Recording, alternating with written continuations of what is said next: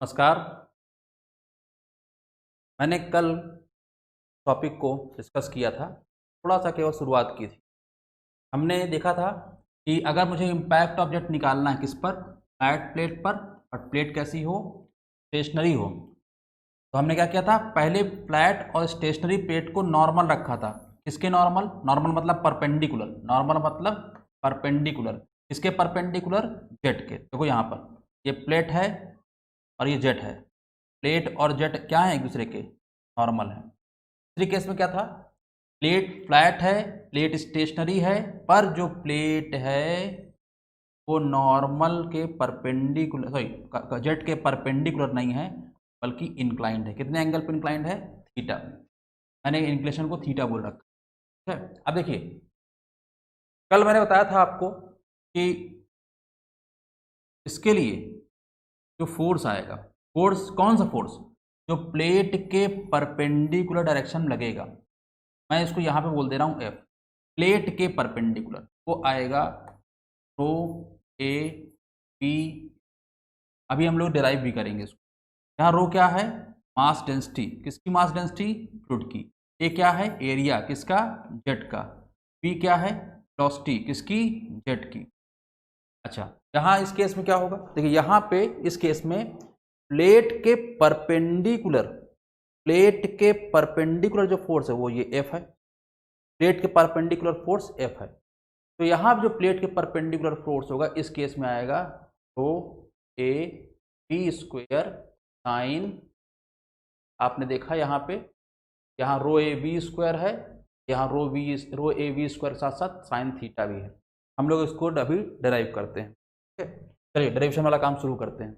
आपको फाइनली ये फार्मूले रटने होंगे, रट के ही काम चलेगा, लेकिन कहाँ से आए हैं, कैसे आए हैं, इसको भी थोड़ा डिस्कस कर लें, बेहतर होगा। चलिए, पहला टॉपिक यही वाला करेंगे। ठीक है, ये वाला करेंगे फिर ये वाला करेंगे। देखिए पहला topic, impact of jet on a flat stationary plate. लेकिन प्लेट कैसी है? नॉर्मल। प्लेट कैसी है? नॉर्मल। अब यहाँ इसको पढ़ाते समय कुछ टर्म इस्तेमाल होंगे, जैसे ए, स्मॉल ए। तो मैंने बोला area of jet, B velocity of jet. अब सर यहाँ पे एक वर्ड इस्तेमाल किया आपने V1। बी क्या है? Velocity of jet. ये V1 क्या है? मैं बताता हूँ। देखिए, जो प्लेट है, जब इस पे धारा आएगी और टकराएगी, टकरा के दो हिस्सों में बटेगी। जब धारा आएगी, टकरा के दो हिस्सों में बटेगी, तो टकराने के बाद जो वेलोसिटी से मैंने बोला वी। V1 क्यों बोला सर? क्योंकि इस वेलोसिटी से ये वेलोसिटी अलग हो सकती है। सर कब अलग होगी? जब ये प्लेट होगी रफ, जब इस प्लेट में फ्रिक्शन होगा। जब भी फ्रिक्शन होगा, फ्रिक्शन जब होगा, फ्रिक्शन अगर है, अगर फ्रिक्शन है तो आपका V1 जो होगा लेस देन V होगा। ये वेलोसिटी की तुलना में ये, कब? जब फ्रिक्शन है। और अगर फ्रिक्शन नहीं है इस प्लेट पर, मतलब प्लेट स्मूथ है, तब ये वेलोसिटी V1 का मान V के बराबर हो। तब इस वेलोसिटी V1 का मान V के बराबर हो। तो हम अपनी पूरी पढ़ाई में प्लेट को स्मूथ मानेंगे, क्या आसान रहेंगे हमारे। स्मूथ मानेंगे तो इस V1 का मान V ही चलेगा। ठीक है, लेकिन अगर आप बीटेक की तैयारी कर रहे हैं, बीटेक की पढ़ाई कर रहे हैं या इंजीनियरिंग सर्विसेज की तैयारी कर रहे हैं, तो उसमें कई बार ऐसा होता है कि प्लेट पर फ्रिक्शन रहता है। प्लेट में फ्रिक्शन रहता है तो हम वहाँ पर V1 को अलग लेंगे V से। ठीक है, चलिए आगे बढ़ते हैं। तो आपने समझा V1 क्या है? V के बराबर है। कब? When friction is neglected. मतलब प्लेट क्या है? हमने assume की है प्लेट को। तो basically area of jet, velocity of jet ये है। अब हम लोग आगे बढ़ते हैं। मैंने आपको कल बताया था कि आपको जब इस प्लेट पे लगने वाला बल निकालना है, इस प्लेट पे लगने वाला बल निकालना है, तो उसको मैंने यहाँ देखो एफ एक्स मान रखा है। सर आपने इसको एफ एक्स क्यों बोला है? आप इसको एफ एक्स क्यों बोल रहे हैं? एफ वाई बोल दीजिए, एफ जेड बोल दीजिए, कुछ भी बोल सकते हो। देखो, मैंने आपको बताया था कि जो फॉर्मूला होता है नेट फोर्स का, वो होता है आपका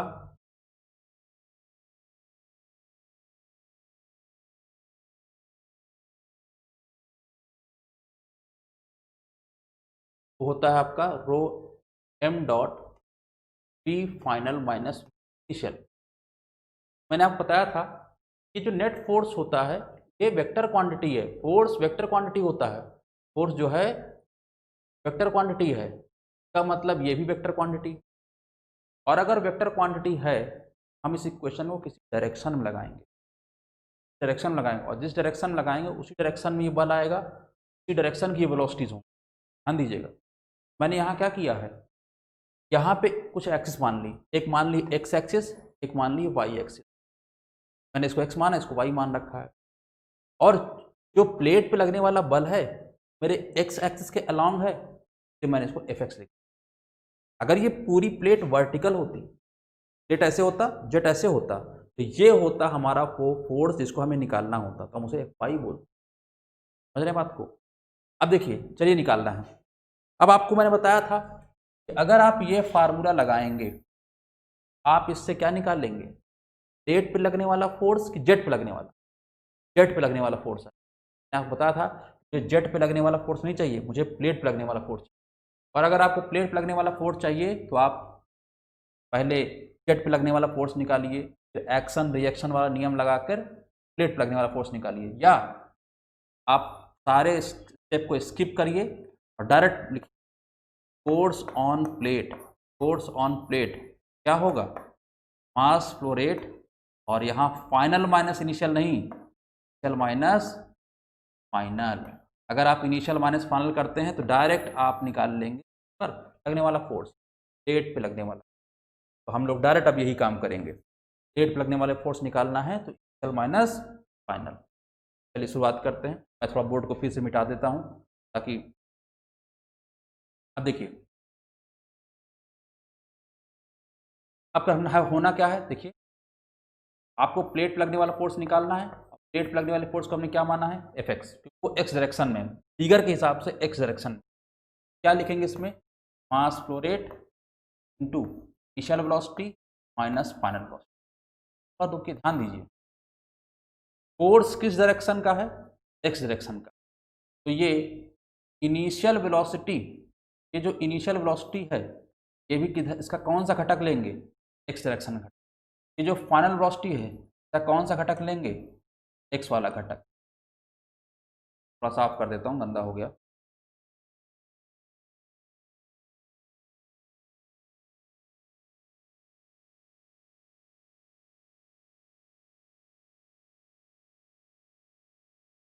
अगर आपने एक्स डायरेक्शन में इक्वेशन लगाया है तो यहाँ वेलोसिटी के घटक होंगे, कंपोनेंट होंगे, वो भी कौन से डायरेक्शन के होंगे, एक्स डायरेक्शन। सिमिलरली अगर मैंने इस प्लेट पर वाई डायरेक्शन में, वाई डायरेक्शन में कोई बल लग रहा है या नहीं लग रहा है इसको निकालना हो, हम यहाँ इस इक्वेशन को एफ वाई करके लगाएंगे। और वाई डायरेक्शन के जब लगाओगे मास फ्लो रेट, मास फ्लो रेट पी इनिशियल, लेकिन किस डायरेक्शन में, वाई डायरेक्शन में, पी फाइनल लेकिन किस डायरेक्शन में, वाई डायरेक्शन, ये करना हो। तो आपने देखा एक्स डायरेक्शन में इस इक्वेशन को लगाओगे तो वेलोसिटी के कंपोनेंट कौन से होंगे, एक्स डायरेक्शन वाले। वाई डायरेक्शन में इस इक्वेशन को लगाओगे तो वेलोसिटी की कंपोनेंट होंगे कौन से डायरेक्शन वाले, वाई डायरेक्शन वाले। इस बात को याद रखिएगा कि जिस डायरेक्शन में इस इक्वेशन को लगाएंगे वेलोसिटी के कंपोनेंट्स भी उसी डायरेक्शन के आने चाहिए। ठीक है, चलिए शुरुआत करते हैं। अब अगर आपको, अब अगर आपको निकालना है एफ एक्स, तो आपने इक्वेशन देख लिया है, अब हम एफ एक्स निकालते हैं, फिर एफ वाई निकालते हैं। एक बार इसे क्वेश्चन लगाएंगे, एक बार इसे क्वेश्चन लगाएंगे। पहले एफ एक्स निकालते हैं। देखिए एफ एक्स कैसे, एफ एक्स बराबर mass flow rate into V initial, sorry V initial X वाला माइनस वी फाइनल का एक्स कॉम्पोनेंट। अब अगर यार पीछे आके देखा जाए, ये वेलोसिटी फ्लूइड है, फ्लो कर रहा है, ये वेलोसिटी है, इस, ये वेलोसिटी कौन सी वेलोसिटी है, इनिशियल वेलोसिटी है। बताइए इस इनिशियल वेलोसिटी का कितना कंपोनेंट एक्स डायरेक्शन में। आप कहोगे सर ये वेलोसिटी पूरी की पूरी एक्स डायरेक्शन में ही है, तो इसका अगर आप एक्स डायरेक्शन में कंपोनेंट निकालेंगे, अगर आप इसका एक्स डायरेक्शन में कंपोनेंट निकालेंगे मतलब अगर आप वी आई एक्स निकालेंगे ये वी ही आएगा। ठीक है, अगर ऐसा है तो यहाँ लिख लिया जाए। देखिए इसको यहाँ पे क्या लिखा जाएगा, ओके। अब बात ये होती है फाइनल वेलोसिटी का एक्स डायरेक्शन में कंपोनेंट। आप देखिए फाइनल वेलोसिटी किधर है, फाइनल वेलोसिटी मैंने बताई थी, फाइनल वेलोसिटी का मतलब होता है प्लेट पे टकराने के बाद, प्लेट पे टकराने के बाद फाइनल वेलोसिटी या इधर है और इधर, इधर है और इधर है। इसको ले लो, इसको ले लो, ये दोनों क्या हैं, प्लेट के परपेंडिकुलर है, मतलब वाई डायरेक्शन में। अगर फाइनल वेलोसिटी वाई डायरेक्शन में है, बताओ इसका या इसका इस डायरेक्शन में घटक क्या हो। आप कहोगे सर ये दोनों वाई डायरेक्शन में हैं, अगर वाई डायरेक्शन में है तो फाइनल वेलोसिटी का एक्स डायरेक्शन में कंपोनेंट क्या होगा, जीरो, क्योंकि परपेंडिकुलर है। अगर कोई वेलोसिटी इधर साइड है, अगर कोई वेलोसिटी इधर साइड है, इस डायरेक्शन में घटक क्या होगा उसका, जीरो ही होगा। का मतलब फाइनल वेलोसिटी का एक्स डायरेक्शन में कंपोनेंट क्या होगा, का मतलब ये वाला पार्ट क्या होगा। अब बात ये होती है ये मास फ्लो रेट। मास फ्लो रेट मैंने बताया था आपको कि मास फ्लो रेट कौन सा होता है, ये मास फ्लो रेट वो वाला होता है जो प्लेट पर टकराएगा, क्योंकि यहाँ प्लेट हमारी स्थिर है, मूविंग नहीं है, कि जो मास फ्लो रेट निकलेगा नोजल से वही टकराएगा। मास फ्लो रेट जो नोजल से निकलेगा वही टकराएगा प्लेट पर, क्योंकि प्लेट स्थिर है, प्लेट स्टेशनरी है। अगर ये प्लेट मूविंग होती, अगर ये प्लेट मूविंग होती, नोजल से निकलने वाला मास फ्लो रेट और टकराने वाले मास फ्लो रेट डिफरेंस होता, फिर अलग अलग होता। क्योंकि हमारा प्लेट स्थिर है इसलिए नोजल से निकलने वाला मास फ्लो रेट और टकराने वाला मास फ्लो रेट सेम। तो नोजल से निकलने वाला मास फ्लो रेट कितना होगा बताइए, आप जानते हैं रो क्यू या रो ए, मैंने यहाँ स्मॉल ए क्यू लिया, यहाँ पर जेट का एरिया है स्मॉल ए, तो मास फ्लो रेट हम ये लिख सकते हैं रो ए वी। तो आगे बढ़ते हैं, देखिए मास फ्लो रेट क्या हो जाएगा, रो ए, यहाँ पर फोर्स का फार्मूला क्या आया, एफ एक्स बराबर रो ए वी टू वी, ये वाला वी और ये वी माइनस जीरो वी हो गया, कुल मिला के बना क्या, रो ए वी स्क्वायर।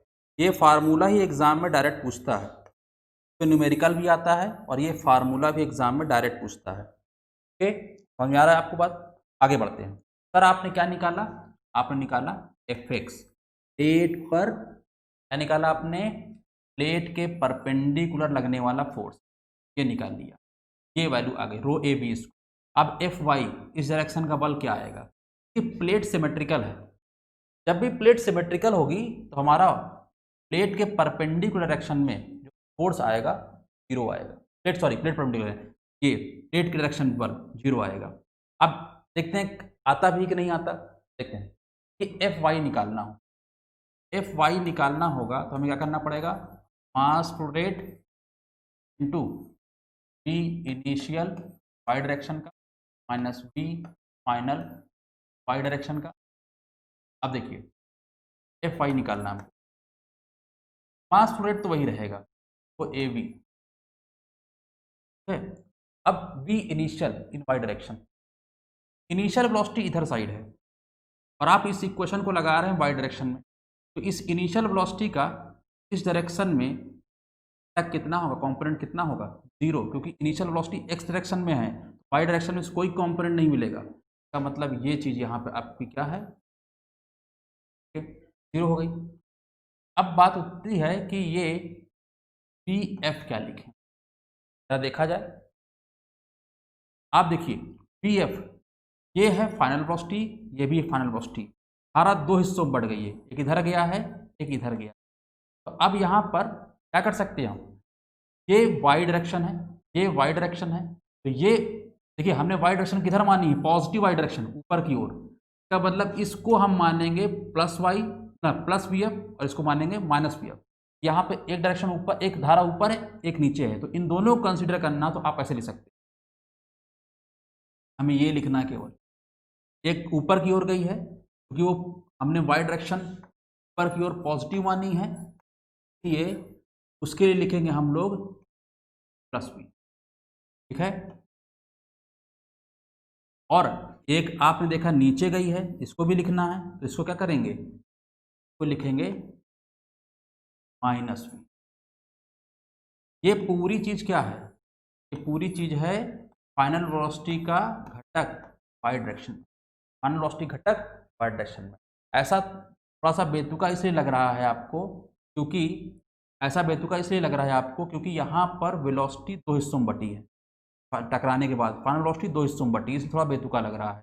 अभी मैं इसको और तरीके से बताऊंगा ताकि आपके लिए और आसान हो। अब देखिए क्या होगा, रो ए 0 हो गया, अब ये v है, यहाँ प्लस है, ये माइनस v है, ये माइनस v इधर आएगा तो v माइनस v, यहाँ भी 0 ही बचेगा। फाइनली क्या बचेगा यहाँ पे, तो आपने देखा y डायरेक्शन में जो फोर्स आया वो क्या आया। अगर आपको अच्छा ना लग रहा हो ये सब करने के लिए, और तरीका हम उसको बताते हैं। ठीक है, मैं इसको बोर्ड को साफ कर देता हूँ, आप लोग नोट कर लीजिएगा बाद में बोर्ड से देख कर कैसे। एफ वाई निकाल, क्या था, mass flow rate, initial velocity Y direction में, फाइनल वेलोसिटी वाई डायरेक्शन में। अब आपने देखा कि जो इनिशियल वेलोसिटी है वो इधर है और पूरा मास भी इधर है, लेकिन फाइनल वेलोसिटी दो हिस्सों में है, एक उधर ऊपर भी है एक नीचे भी है। तो यहाँ पे ये वाला हिस्सा लिखने में हमें दिक्कत आ रही है। जब भी जेट बाइफरकेट होगा, दो हिस्सों में बटेगा, तब आपको ये दिक्कत होगी।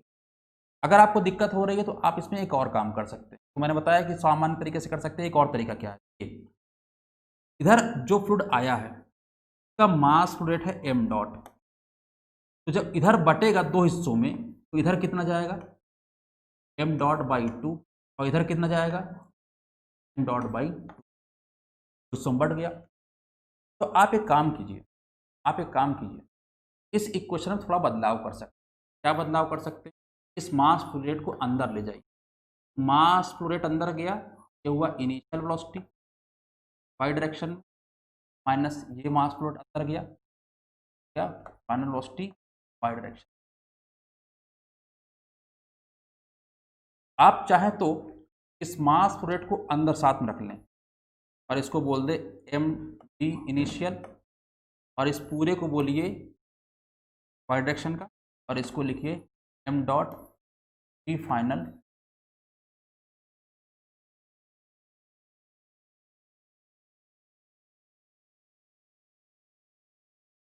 पूरे को बोलिए। अब ये क्या कहलाएगा, डॉट भी है, ये कहलाएगा इनिशियल मोमेंटम रेट, ये कहलाएगा फाइनल मोमेंटम रेट, डिफरेंस क्या कहलाएगा, रेट ऑफ चेंज ऑफ। अब आप यहाँ देख रहे हैं कि ये दोनों बराबर है, ठीक है, कोई समस्या नहीं। अब आप क्या करिए, देखिए मास फ्लो रेट जो इनकमिंग है यहाँ पे आ रहा है उसको तो ऐसे ही लिखिए एम डॉट, और इनिशियल डायरेक्शन में, सॉरी इनिशियल वेलोसिटी का वाई डायरेक्शन में कंपोनेंट क्या होगा, आप जरा बताइए। इनिशियल वेलोसिटी इधर है तो इसका वाई डायरेक्शन में कंपोनेंट क्या होगा, 0। इनिशियल वेलोसिटी एक्स डायरेक्शन में, आप क्या करेंगे, यहाँ पे इसको लिखेंगे, ठीक। अब इसमें आप एक इस हिस्से में क्या कर सकते हैं हम, देखिए फाइनल वेलोसिटी है, फाइनल मोमेंटम है, तो आप देख रहे हैं फाइनल वेलोसिटी दो हिस्सों में बढ़ रही है। काम कीजिए, इधर की तरफ मास फ्लो रेट बाई 2, तरफ मास फ्लो रेट, हम इधर का मोमेंटम रेट अलग लिखें, इधर का मोमेंटम रेट अलग लिखें। ये पॉजिटिव वाई डायरेक्शन में है तो इधर के मोमेंटम रेट को पॉजिटिव लिखेंगे, इधर के मोमेंटम रेट को निगेटिव लिखेंगे। कैसे करेंगे, देखो एम डॉट बाई 2 और इधर की वेलोसिटी है प्लस, प्लस क्यों कर रहे हैं, क्योंकि हमें टोटल लिखना है, टोटल लिखना है। अब आप कहोगे सर इधर वाला तो निगेटिव है, कोई बात नहीं, निगेटिव तो निगेटिव चिन्ह के साथ रखेंगे लेकिन लिखना टोटल है। यहाँ क्या लिखेंगे, एम डॉट बाई 2, और माइनस भी लिखेंगे, माइनस है। अब आप सॉल्व कीजिए, ये 0 है, माइनस ये क्या होगा एम डॉट बाई, ये माइनस चिन्ह अंदर बाहर आएगा, यहाँ माइनस हो जाएगा और बचे क्या, बताइए क्या होगा, ये वाला पार्ट भी फाइनली हमारा क्या बना, एफ बाई ये तो मैंने आपको सिखाया कैसे करना, सीख गए होंगे आप। लेकिन आपको फाइनली रखना क्या बात है याद, मतलब आपको फाइनली करना क्या है, आपको याद रखना है फार्मूले। एक्स डायरेक्शन में या प्लेट के परपेंडिकुलर या नॉर्मल फोर्स जो होगा वो ए टी स्क्वायर होगा, ऐसे याद रखिए। या अगर आपको अच्छा नहीं लगे तो आप इसे याद रखिए एम डॉट टू वी, क्योंकि ये अगर आप इसे तोड़ेंगे तो एम डॉट इंटू वी ही आएगा, ठीक है। और अच्छा नहीं लगे तो आप ऐसे ले सकते हैं रो क्यू। ऐसा कई बार एग्जामिनर क्या करेगा, डायरेक्ट मास फ्लो रेट दे देगा, वेलोसिटी से मल्टीप्लाई कर दीजिएगा।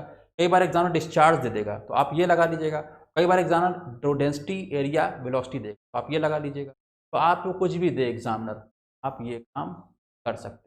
और वाई डायरेक्शन में जो फोर्स होगा उसे क्या मान देंगे। अब देखिए एग्जाम में सवाल कुछ आए, जरा उसको देख लिया जाए पहले। ये देखिए एक सवाल ये है, ये 2018 में राजस्थान पीएस असिस्टेंट इंजीनियर का सवाल है, असिस्टेंट इंजीनियर का, ध्यान दीजिएगा। तो जेई में तो और भी छोटे आते हैं इससे सवाल। जैसे जेई में मैंने इस चैप्टर से केवल एक सवाल देखा अभी तक, वो भी उसका आंसर गलत दिया था उसने। देखिए क्या है इसमें, if W the specific weight of water in newton पर मीटर क्यूब।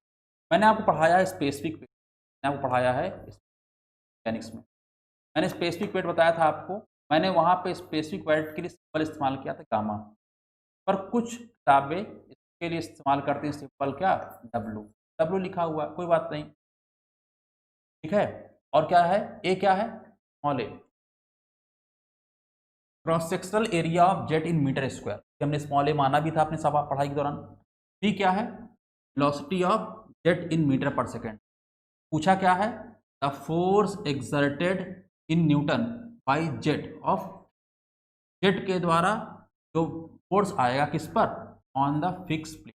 प्लेट कैसी है, फिक्स। तुमसे पूछा है, तुम जानते हैं। अब आप पूरा कहानी करो, पूरा सॉल्व करो या डायरेक्ट रटे रहो।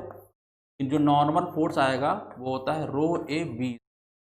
अब इसमें चारों आंसर डब्लू के पदों में, गामा के। तो मैंने बताया था गामा या क्या होता है, या डब्लू क्या होता है, रो जी। आपको यहाँ से क्या करना है, एक काम करो, ऊपर जी से मल्टीप्लाई कर दो, नीचे भी जी से मल्टीप्लाई, सॉरी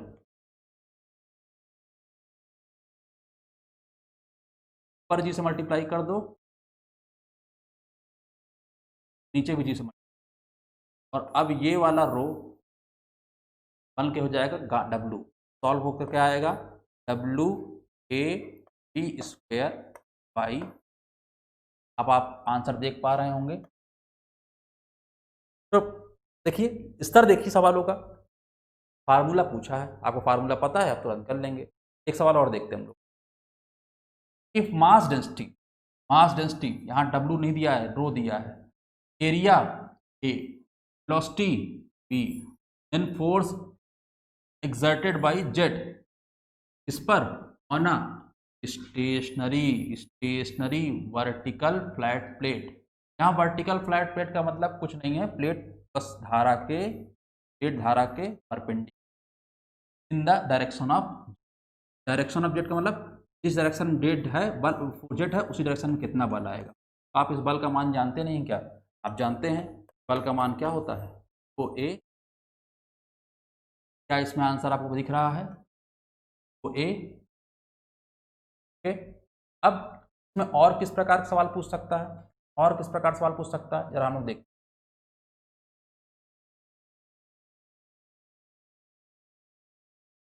देखिए एक सवाल तो इसमें ये हो सकता है कि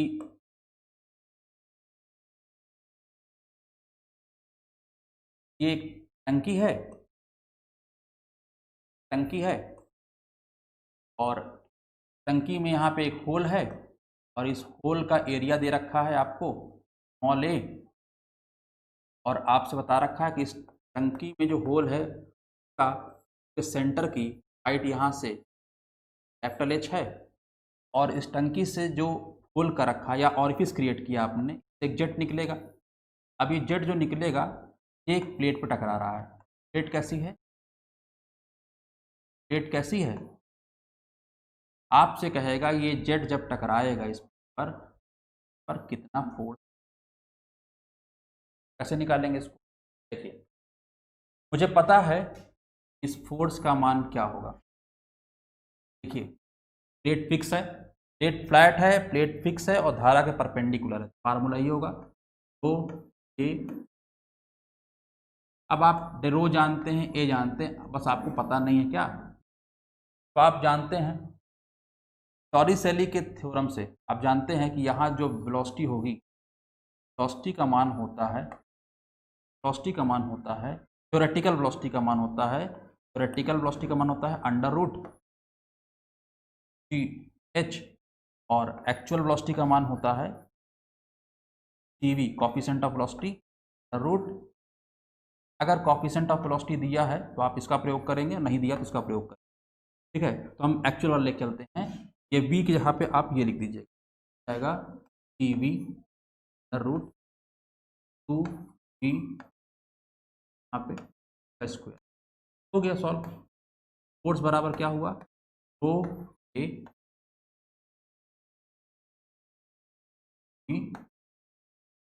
ये हो गया आपका आंसर। ये डायरेक्ट पूछ सकता है या ये वैल्यूज दे देगा, न्यूमेरिकल बना देगा, इस पर आप उसे कर लेंगे, इस तरह का सवाल पूछेगा। समझ रहे हैं आप बात को। चलिए आगे बढ़ते हैं। हमने क्या बात कही थी, पहले हम बात करेंगे फ्लैट स्टेशनरी प्लेट, लेकिन प्लेट क्या होगी, नॉर्मल, और इस पर हमने फोर्स निकालने की क्या बात कही थी। अगला केस है प्लेट क्या होगी, इंक्लाइंड, ठीक है। तो अभी इंक्लाइंड की बात करें, लेकिन थोड़ा इंक्लाइंड की बात करने से पहले थोड़ा सा कुछ और बात आपसे हम करना चाहेंगे, ठीक है। क्या बात करना चाहेंगे कि जब भी क्लियर कर,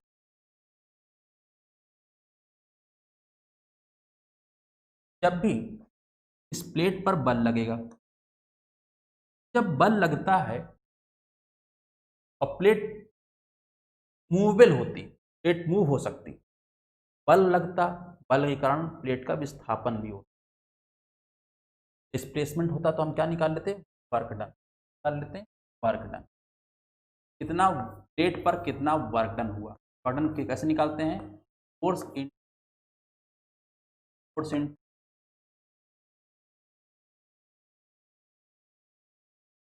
एक बात बताइए, यहाँ हमारी प्लेट मूवेबल है कि फिक्स है, प्लेट हमारी फिक्स, प्लेट फिक्स है, प्लेट पर जेट टकराएगा, बल लगाएगा, बल तो आएगा परंतु विस्थापन नहीं होगा, विस्थापन नहीं होने के कारण क्या होगा, ये वाला पार्ट क्या होगा, वाला पार्ट क्या होगा, का मतलब अगर आपकी प्लेट फिक्स है तो प्लेट पर वर्क डन कितना होगा, प्लेट पे अगर कोई वर्क डन नहीं होगा इसका मतलब क्या है, धारा आई पे टकराई, प्लेट पर बल लगाया पर प्लेट पर एनर्जी ट्रांसफर, बल लगा पर एनर्जी ट्रांसफर, इसलिए वर्क डन 0 लिख दो या लिख दो पावर ट्रांसमिटेड या एनर्जी ट्रांसमिटेड। एनर्जी कितनी ट्रांसमिट हुई, ट्रांसमिटेड, पावर ट्रांसमिटेड कितना हुआ, इसी को बोल सकते हो कि आउटपुट, आउटपुट कितना हुआ, कि आउटपुट का मतलब होता है कि जेट ने प्लेट को कितनी पावर दी, कितनी एनर्जी पर कितना वर्क किया। तो आप देख रहे हो कोई डिस्प्लेसमेंट नहीं है, इसका मतलब क्या, burden 0, power transmitted 0, energy transmitted 0, ये कह सकते हो आउटपुट कुछ नहीं।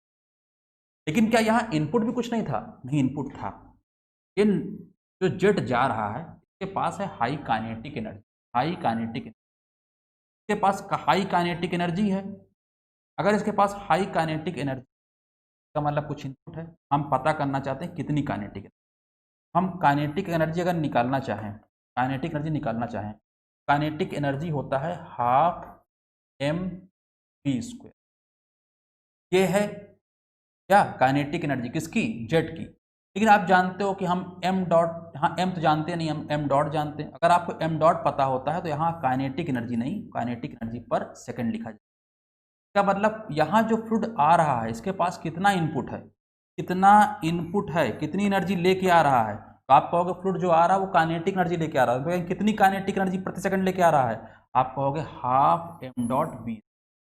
अब आप इसको सॉल्व कर सकते हो, हाफ m.v² कितना होगा, जरा देखिए, m डॉट का मान आप जानते हो, रो ए वी, ये m डॉट है और ये v² अलग से, सॉल्व कर क्या आया, हाफ रो ए वी तो इसका मतलब जो फ्लूइड यहाँ पे आ रहा है जेट्स से, उसके पास कितनी काइनेटिक एनर्जी पर सेकंड है?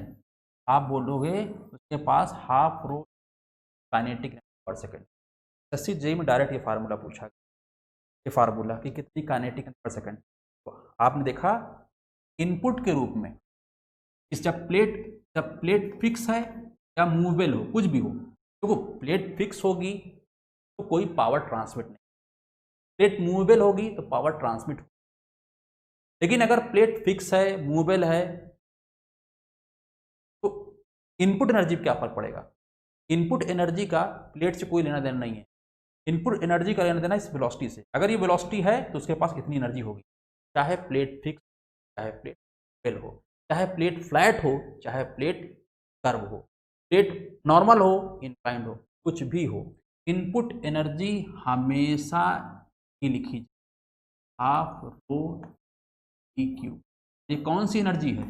ये है काइनेटिक एनर्जी पर सेकंड, और इसकी यूनिट क्या होगी? वॉट, क्योंकि एनर्जी पर सेकंड, इसकी एनर्जी क्या होगी? है, इसलिए मैंने यहां लिख रखा है, देखिए पहला नोट, काइनेटिक एनर्जी पर second at the exit of nozzle. तो नोजल के एग्जिट पर, अगर ये नोजल है, नोजल के एग्जिट पर जो फ्लूइड निकलेगा, फ्लूइड के पास कितनी काइनेटिक एनर्जी होगी या काइनेटिक एनर्जी पर सेकंड होगा? आप कहो हाफ रो ए के आने के चांसेस बहुत ज़्यादा हैं, एसएससी जेईई में आ भी चुका है, आप अच्छा होगा इसे याद कर लें, ठीक है। डायरेक्ट न्यूमेरिकली पूछ सकता है। इसी को कई बार वाटर पावर बोला जाता है। क्या बोला जाता है? Water power. जानवर क्या करेगा? एक नोजल दे देगा, नोजल का एरिया दे देगा आपको, नोजल का एरिया दे देगा, नोजल से निकलने वाली फ्लूइड की वेलोसिटी दे देगा, फ्लूइड की डेंसिटी दे देगा, आपसे कहेगा बताइए कितनी वाटर पावर है। अब जो फ्लूइड निकल रहा है उसके पास कितनी हाइड्रोलिक पावर है, वाटर पावर है।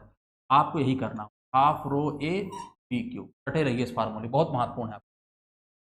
मैंने बताया था चूंकि प्लेट स्टेशनरी है, जब भी प्लेट स्टेशनरी हो, प्लेट कैसी हो? फ्लैट, फ्लैट में भी नॉर्मल हो, इंक्लाइंड हो, कर्व हो, कुछ भी हो, प्लेट सिर्फ क्या हो? स्टेशनरी हो। अगर प्लेट स्टेशनरी है मतलब रेस्ट पर है, रुकी हुई है, वर्क डन क्या होगा? जीरो। वर्क डन क्या होगा? जीरो। पावर ट्रांसमिट क्या होगी? अच्छा, मतलब अगर प्लेट स्टेशनरी है, कुछ भी हो, प्लेट स्टेशनरी है तो वर्क डन और पावर ट्रांसमिटेड जीरो होगी। इफिशिएंसी क्या होगी? इफिशिएंसी क्या होती है? आउटपुट बटे इनपुट। आउटपुट का मतलब कितना एनर्जी ट्रांसमिट हुई, ठीक है, कितना हम दे पाए इसको, प्लेट को, और इनपुट का मतलब जेट के पास कितनी एनर्जी थी। तो आप देख रहे हो आउटपुट जीरो है, इनपुट क्या है? Half rho A B Q. का मतलब क्या? ये एनर्जी क्या हो जाएगा? तो एकदम पेट सवाल है, रटा हुआ सवाल है। कभी भी अगर प्लेट दे दे कि प्लेट स्टेशनरी है, प्लेट स्टेशनरी है, इन दो आंसर में कुछ सोचना नहीं है आपको। प्लेट स्टेशनरी है, प्लेट स्टेशनरी बोल दिया तो फिर प्लेट फिक्स हो, मूवेबल हो, सॉरी प्लेट स्टेशनरी हो, अगर ये बोल दिया तो फिर प्लेट फ्लैट हो, कर्व हो, कुछ भी हो, power transmitted, work done zero. Efficiency, तो जब भी प्लेट फिक्स होगी काम होगा, जब भी प्लेट फिक्स होगी एफिशिएंसी क्या होगी? Zero, power transmitted zero. तो मैं बार बार ये नहीं करूंगा, प्लेट फिक्स तो ये चीज जीरो, ठीक है। और ये काइनेटिक एनर्जी पर second at the exit of nozzle, ये इसका फार्मूला हमेशा ही रहेगा, चाहे प्लेट फिक्स हो, चाहे मूवेबल हो, प्लेट कर्व हो, फ्लैट हो, कुछ भी हो, क्योंकि ये प्लेट से इंडिपेंडेंट, ये इनपुट एनर्जी है, ये डिपेंड करेगी केवल इनपुट पैरामीटर्स। इनपुट पैरामीटर्स क्या है? नोजल का एरिया, नोजल का नोजल से निकलने वाली फ्लूइड की velocity, mass density of the fluid पर डिपेंड। ये तीनों चीजें बहुत महत्वपूर्ण थी, मैंने बता दी। अब आते हैं दूसरा केस क्या था हमारा? Flat plate. प्लेट क्या है? फ्लैट है। प्लेट क्या है? स्टेशनरी है। इन साथ में क्या है? क्या आप इंक्लाइंड है कि नहीं? यस। अब मुझे इस पर क्या निकालना है? देखिए, मुझे इस पर निकालना है प्लेट के परपेंडिकुलर डायरेक्शन में लगने वाला बल। मैं इस बल को यहाँ Fn बोल दे, कुछ भी बोल सकता हूँ, मैंने अपनी सुविधा के लिए इसको Fn बोला है। Fn मतलब नॉर्मल डायरेक्शन का फोर्स। सर आप इस पे Fx Fy नहीं निकाल सकते क्या? निकाल सकते हैं। अगर मैं Fn निकाल लूँ, आप बताइए इस Fn का ये घटक ही तो Fx होगा, और इस Fn का ये घटक ही तो क्या होगा, y होगा। समझ पा रहे हैं? तो आप क्या चाहें तो Fn निकालने के बाद Fx और Fy भी निकाल सकते हैं, लेकिन पहले Fn निकाला जाए। फार्मूला आप जानते ही हैं। अगर आपको Fn चाहिए, मास फ्लो रेट, कौन सा मास फ्लो रेट, तो जेट पर टकराएगा, कि प्लेट स्टेशनरी है इस केस में भी, नोजल से निकलने वाला मास फ्लो रेट और टकराने वाला मास फ्लो रेट।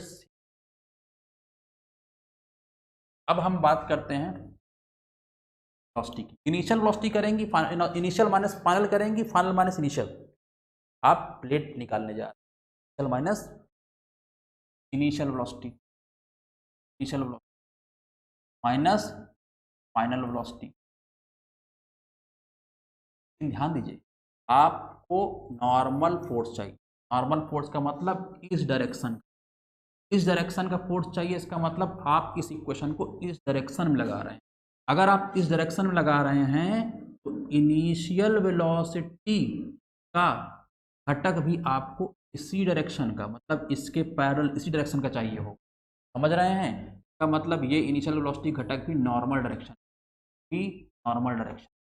डायरेक्शन को आप बोल सकते हैं N direction, X Y Z तरह ये एन डायरेक्शन है। यहाँ याद रखिएगा, नॉर्मल डायरेक्शन में फोर्स चाहिए तो ये घटक भी नॉर्मल डायरेक्शन वाली है। मास फ्लो रेट, अब आप समझ, अब आप देखिए इनिशियल वेलोसिटी का नॉर्मल डायरेक्शन में कंपोनेंट क्या होगा। इनिशियल वेलोसिटी है इधर साइड, मान है v। अब आप एक चीज देखिए, हमने यहाँ क्या किया है, जेट की जो डायरेक्शन है और प्लेट जो है उसके बीच का न्यून कोण क्या माना हमने, ये एंगल हमेशा देगा आपको। ये एंगल नहीं देगा तो इसको निकालने का जुगाड़ देगा। ठीक है, आप हमेशा थीटा किसको मानेंगे, प्लेट और जेट के बीच के न्यून कोण, एक्यूट एंगल। ठीक है, अब अगर आप ध्यान दें, ये एंगल अगर थीटा है, ये एंगल अगर क्या है, तो ये एंगल कितना आप निकाल सकते हैं। हाँ, ये निकाल सकते हैं। कैसे निकाल, ठीक है, आप चाहें तो ये है, आप इसको इधर ना दिखा के आप इधर भी दिखा सकते हैं, कोई समस्या नहीं है। ठीक है, अब आप देखिए ये एंगल थीटा है, ये एंगल थीटा है। आप यहाँ पे और ये ऐसे ड्रॉ कर देता हूँ।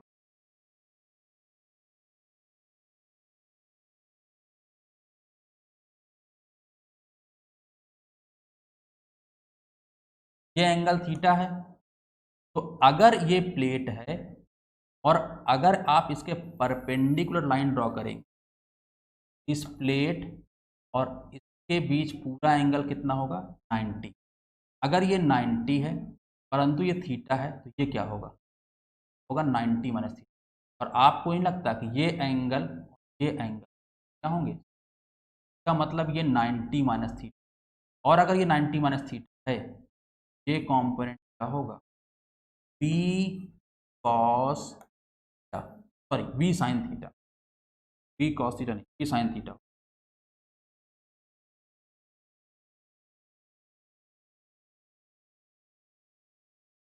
साइन का मतलब हमने ये पता कर लिया, ये वैल्यू है बी साइन। अब फाइनल बात करते हैं। अब देखिए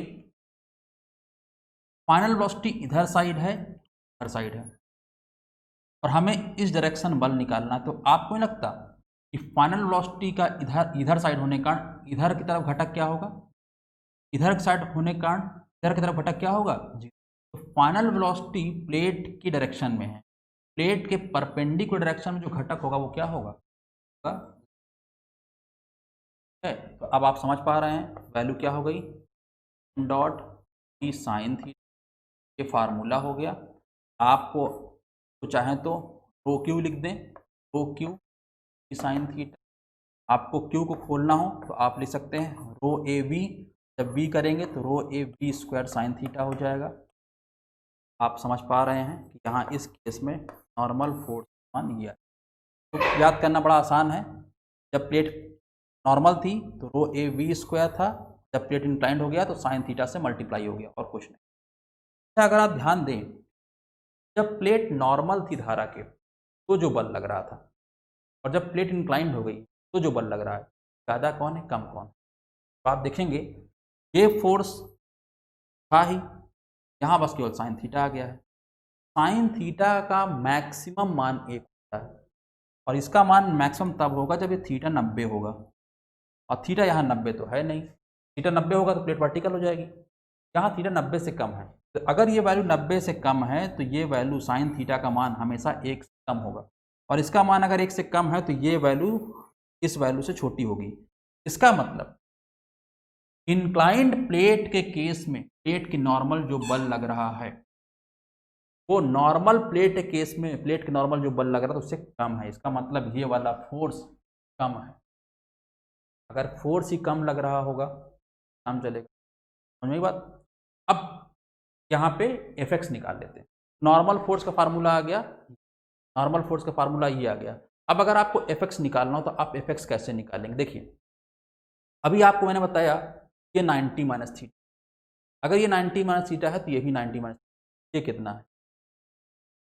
एफ एक्स क्या होगा, एफ वाई क्या होगा? ध्यान दीजिए, यहाँ पे एफ एक्स होगा एफ एक्स होगा एफ एन 90 माइनस थीटा जगह एफ एन,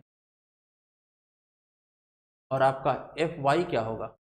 एफ वाई होगा एफ एन कॉस थीटा। कोई दिक्कत नहीं, एफ एन का मान आ गया है, कर देंगे। एफ एन का मान आ गया, हम लोग पुट कर देंगे। देखिए यहाँ पे हमने वो ए साइन, और एफ एन क्या है, एफ एक्स क्या है, F N sine theta, Y क्या, एफ एन। जब एफ एन का मान उठा के यहाँ पुट करेंगे तो क्या होगा, ये साइन थीटा, ये साइन थीटा मल्टीप्लाई होगा rho A B square sine theta, और अगर एफ एन का मान यहाँ रखेंगे तो साइन थीटा है, यहाँ कॉस थीटा है, तो rho A B square sine theta. आपके एग्जाम में ये भी पूछेगा, ये भी पूछेगा। अच्छा, इसको थोड़ा सा रीअरेंज भी कर सकते हैं सेकंड वाले को। आप चाहते एक काम करिए, rho A B square sine theta cos theta को 2 से मल्टीप्लाई कीजिए, 2 से डिवाइड कीजिए, 2 sign theta cos theta. Sign theta cos theta क्या होता है, साइन 2 थीटा। कई बार ऐसे भी लिखा रहता है, रो स्क्वायर बाई 2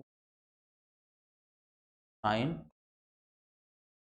यहाँ थीटा क्या है, प्लेट और जेट के बीच का न्यून कोण, ये आपने देखा। इस केस में भी अगर आप मुझसे पूछेंगे कि वर्क डन कितना होगा, 0, क्योंकि प्लेट क्या है, आप बोलेंगे एफिशिएंसी क्या होगी, क्या है, स्ट्रेस। आप बोलोगे इनपुट एनर्जी क्या है, मतलब काइनेटिक एनर्जी पर सेकंड क्या है, मैं बोलूँगा फार्मूला सेम रहेगा चाहे प्लेट कैसी भी। आप रोए है, नहीं बात आपको? चलिए, अब जरा इतनी बात करने के बाद थोड़ा सा और बातें करते हैं। अब हम लोग क्या कर देखेंगे, जो प्लेट देखिए जेट है, नोजल है,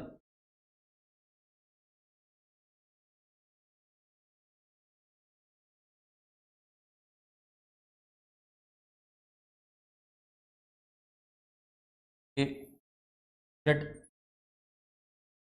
और जेट क्या प्लेट इंक्लाइंड है, इंक्लाइंड हो गया तो ऐसे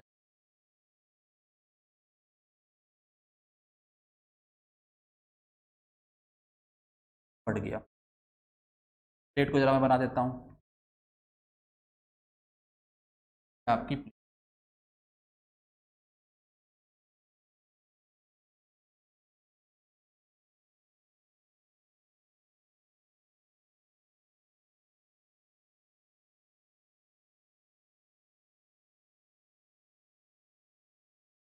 अब आप देखिए, जो प्लेट जा रही है, यहाँ से जो धारा जा रही है, क्या ये धारा बराबर हिस्सों में बटेगी? बराबर हिस्सों में तब बटती थी जब प्लेट जो है धारा के परपेंडिकुलर होती थी।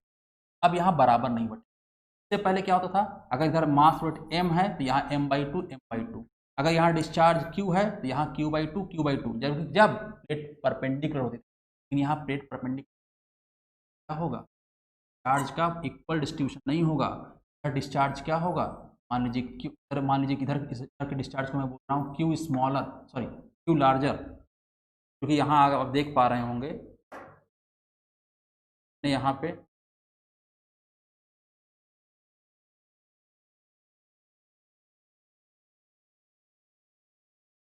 क्यू लार्जर बोलेंगे, सर बोलेंगे क्यों स्मॉलर। सर आपको कैसे पता, सर ही स्मॉल होगा ज़्यादा होगा। देखो लॉजिक से एक कॉमन सेंस समझ सकते हो, अगर ये प्लेट इंक्लाइंड है, धारा का इधर मुड़ना आसान है कि इधर मुड़ना आसान है, तो धारा का इधर मुड़ना आसान है, तो इसलिए ज़्यादा से ज़्यादा फ्लूइड इधर साइड मुड़ेगा। इसीलिए इस क्यू का एक बड़ा हिस्सा इधर जाएगा और इस क्यू का एक स्मॉलर हिस्सा इधर आएगा। आपने कहा ठीक सर, ज़्यादा जाएगा इधर कम जाएगा, इन दोनों का योगफल क्यू ही बराबर होगा, डिस्चार्ज हमने कहा होगा। सर क्या इसका मान निकाला जा सकता है? बिल्कुल निकाला जा सकता है। कैसे निकालेंगे? जो मोमेंटम प्रिंसिपल मैंने आपको पढ़ाया, जो एक क्वेश्चन पढ़ाया उसी को, लेकिन मैं उसको लगा के निकालना नहीं सिखाऊँ, मैं आपको याद कराऊंगा कैसे। देखिए कैसे याद करेंगे, देखो एक बात तो तय हो गई ना, ये एंगल थीटा है, इधर साइड ज़्यादा जाएगा इधर साइड कम जाएगा। अगर ये प्लेट धारा के परपेंडिकुलर होती, इसका मान कितना होता, 2/2, इसका मान कितना होता 2/2, बराबर बराबर बटती। प्लेट परपेंडिकुलर नहीं है धारा के तो बराबर बटेगी नहीं। अगर बराबर नहीं बटेगी, ये वाला मान Q/2 होगा, Q/2 से ज़्यादा, Q/2 से ज़्यादा, और स्मॉलर है तो ये Q/2 नहीं होगा, Q/2 से कम। अब अगर ये वैल्यू Q/2 से कम होनी है, यहाँ मैं कुछ ऐसा मल्टीप्लाई कर दूं जो 1 से छोटा हो। अगर ये वैल्यू 1 से छोटी होगी तो Q/2 से मल्टीप्लाई होने के बाद ये पूरी वैल्यू Q/2 से कम हो जाएगी। और अगर मैं यहाँ पे कुछ ऐसा मल्टीप्लाई कर दूं जो 1 से बड़ा हो, 1 से बड़ा मल्टीप्लाई करने से क्या होगा, ये पूरी वैल्यू Q/2 से, देखो मुझे यहाँ पे करना है 1 से बड़ी, मतलब 1 प्लस समथिंग, 1 प्लस समथिंग बड़ा होगा और 1 माइनस समथिंग 1 से छोटा होगा। ये समथिंग क्या होगा यहाँ पे कॉस थीटा। ये मैं याद करा रहा हूँ, कोई प्रूफ नहीं है, ये याद करा रहा हूँ, याद कराना आसान है मेरे लिए, प्रूफ भी करा सकता हूँ पर वो कोर्स में आपके आएगा नहीं कभी एग्जाम में, इसलिए परेशान मत होइए, लेकिन ये आ सकता है। तो आपने देखा क्यू लार्जर होगा Q/2 1 plus cos theta, Q smaller होगा Q/2 1 माइनस कॉस थीटा। कई बार इन दोनों का रेशियो पूछ लेता है, क्यू लार्जर और क्यू स्मॉलर का। तो आप क्या करेंगे, Q/2 डिवाइड करेंगे कट जाएगा और बनेगा 1 प्लस कॉस थीटा, क्या होगा 1 माइनस कॉस। इस बात को मैंने अगले साइड में लिख रखा है, देखिए यहाँ पर, ये देखिए ये इंक्लिनेशन है, इधर साइड क्या होगा Q2, वास्तव में यही क्या होगा क्यू लार्जर, ये क्यू लार्जर है। इधर मैं लिख रखा हूँ Q1, ये क्या है वास्तव में, ये है क्यू स्मॉलर, ठीक है। तो आप देख रहे हो क्यू लार्जर क्या होगा 1 plus cos theta, Q smaller क्या होगा 1 माइनस कॉस थीटा। एग्जाम में पूछा नहीं गया पर पूछ सकता है, बहुत ज़्यादा चांस है। और अगर रेशियो पूछ लेते Q1/Q2, देखो Q1 क्यू स्मॉलर है क्यू लार्जर है, उल्टा ही पूछ सकता है क्यू लार्जर बटे क्यू स्मॉलर भी, कोई बात नहीं। अगर ऊपर स्मॉलर है तो 1 माइनस हो जाएगा और अगर इसमें लार्जर है तो 1 प्लस हो जाएगा, क्यू स्मॉलर बटे क्यू लार्जर। यहाँ Q/2 कट जाएगा, याद रखिएगा एग्जाम में पूछ सकता है डायरेक्ट रेशियो। यहाँ थीटा क्या है, क्या क्या है, acute angle, angle of inclination of plate from the direction of